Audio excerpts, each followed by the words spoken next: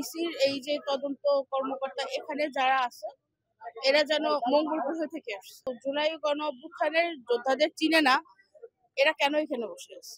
গণ অভ্যুত্থানের পরে যারা সরকারি কর্মকর্তা কর্মচারী আছে এরা জুলাই গণ অভ্যুত্থানের যোদ্ধাদের চিনে না, এরা কেন এখানে বসে আছে? এই উত্তরটাকে আমরা কেউ দিতে পারেন? মানে কোটা সংস্কার আন্দোলন থেকে শুরু করে 24শে আন্দোলন পর্যন্ত তারেকের যেই তার যে কার্যক্রমগুলো, তার ত্যাগ, তাকে যে পরিমাণে নির্যাতন করা হয়েছে আপনারা সবাই জানেন, এটা নতুন করে তো বলার কিছু নেই। কিন্তু ইসির ভিতরে তারেক ঢুকলেই তার একটা ভাব দেখা, এটা কে যেন এই উত্তরটাকে আমরা কেউ দিতে পারেন? এরা কেন এখানে বসে আছে? দেখেন, জুলাই যোদ্ধারা অনেক ধরনের সুবিধা নিছে এটা না, চেষ্টা করেছে।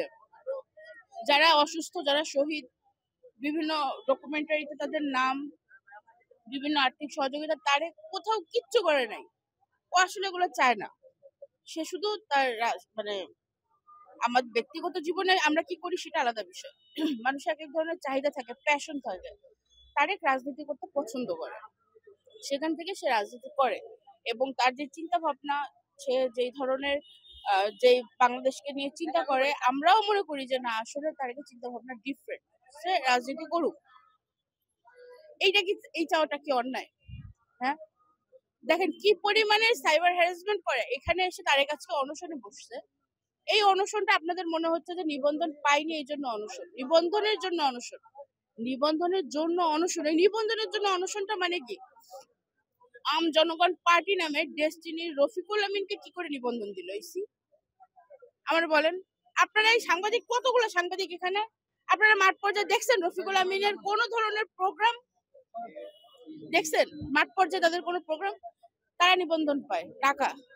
তো হাসিনার আমলেও যদি টাকাই সব চলতো, এখনো যদি টাকাই সবই চলবে, তাহলে তো ভাই গণ অভ্যুত্থান এখনো শেষ হয়নি। এখনো গণ অভ্যুত্থান শেষ হয়নি, আন্দোলন এখনো শেষ হয়নি। আসলে এখনো তালবাহানা করতেছে। হ্যাঁ, গতকালকে বলেছে যে তারা শুধু এতটুকুই বলেছে আমাদের নিবন্ধন দেয়নি। কেন দেয়নি? নো কমেন্টস, মানে আমাদের বলা নিষেধ আছে।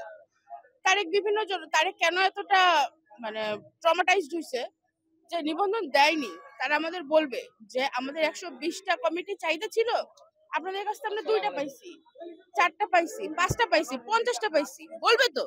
তারা টোটালি কিছুই বলছে না, তারা বলছে বলা নিষেধ আছে। কেন?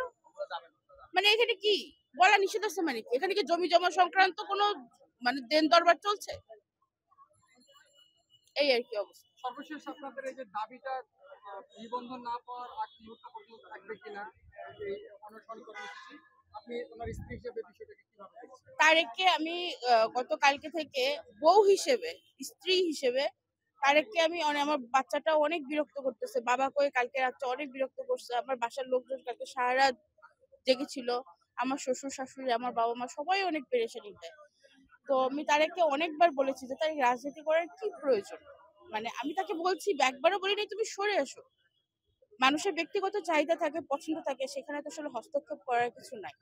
বলেছি যে তোমার এখানে কি প্রয়োজন, যদি ভালো না লাগে বা তোমার সাথে যাচ্ছে না। কিন্তু ওর একটাই কথা যে পুরোটা বাংলাদেশের যেই সিচুয়েশন, যেই স্ট্রাকচার বা এখন যেইভাবে বাংলাদেশের যা চলছে, এইভাবে কি আসলে একটা দেশ চলতে পারে? এখন সবাই যদি এক হয়ে মিলে মিশে একটা ভণ্ডামি করে, তো আমি কি সেখানে চুপ করে থাকবো? তো ওর এই চিন্তাটা আমার ভালো লাগছে যে ওকে, সে যদি ডিফারেন্ট কিছু করতে চাচ্ছে সে করুক, আমাদের তো সমস্যা নেই। আজ পর্যন্ত তারেকের দ্বারা দেশের কোনো ক্ষতি হয় না, উপকার ছাড়া। এই আর কি। আপনি ওনার স্ত্রী হিসাবে এই আমরণ অনশনে নেমেছে, আপনি সাপোর্ট করছেন কিনা তাকে ব্যক্তিগত জায়গা না, থেকে? আমি তো অবশ্যই সাপোর্ট করছি এবং সাপোর্ট করছি বলেই তো আমি আজকে এখানে এসেছি। সাপোর্ট না করলে আমার এত ছোট বাচ্চা নিয়ে তো আমি আসতাম না। আমার ছোট বাচ্চা না থাকলে আমি ওর পাশে বসতাম। কিন্তু আসলে আল্লাহই উত্তম পরিকল্পনাকারী। আমাদের বাচ্চাটা এতই ছোট যে আমি এই অবস্থায় তার পাশে বসতেও পারছি।